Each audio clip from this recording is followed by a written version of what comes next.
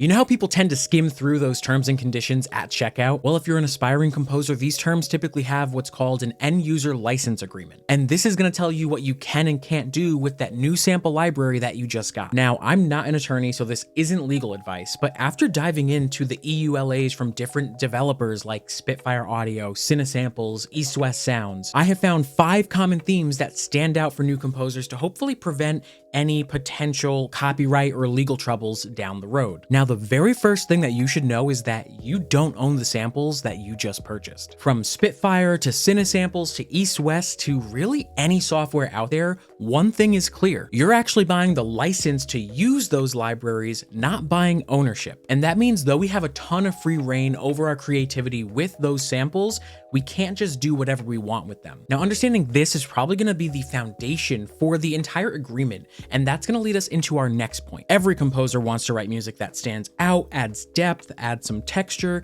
and sample libraries are a crucial tool to do this. Now, Spitfire Audio, Cinesamples, and East West all clearly state a non-exclusive right. This means that yes, you are allowed to use those samples in your own music, and you can use that music in films, games, TV shows, and other media projects that you might be working on. Remember, a license agreement is a two-way street, so this is probably one of the biggest perks of purchasing a sample library license. Not only are those sounds available to you, but you can use them to help you earn an income as a working composer. Now, takeaway number 3 is going to build on that last point because there are, of course, rules that every composer should know about. One of the big ones is redistribution. This can be a little tricky, so you want to make sure you get it right, but simply put, are you using the samples to embellish your work?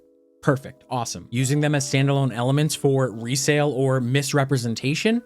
Not so much. These license agreements typically stress that the samples should be part of a broader piece of original music, not just picked straight from the library and presented as is. For example, a lot of libraries will include different pre-recorded phrases that you are of course encouraged to use. However, you can't just hit a single note, let the phrase play, and claim that as your own music. You have to transform it, tweak it, add some other elements to it to create something new and unique. Remember, the sample should complement, not replace your creativity. Now, if you're getting value out of this video so far, then I want to encourage you to check out my weekly Composer Odyssey newsletter. I cover tips and tricks for your compositions and orchestrations, sample libraries, networking, and a ton more. I've been getting some really good responses to it, so if you are interested, I've left a link in the description down below. Now, there might be times when you find yourself always on the move switching between your main studio and a laptop. And the good news is that license agreements do recognize this. These companies typically allow you to license your samples on up to 2 devices. Of course, you're going to want to double check the agreement with that specific developer because the number limit might vary. Now, this is where something like an iLok USB can come in handy. You basically can carry those license authorizations with you wherever you go. I know that East West definitely uses iLok integration. Other companies like iZotope typically allow you to authorize either through your iLok account or directly onto the computer itself. So make sure you double check depending on your specific situation. And the next key takeaway is about protecting your assets. It's important to recognize that a license agreement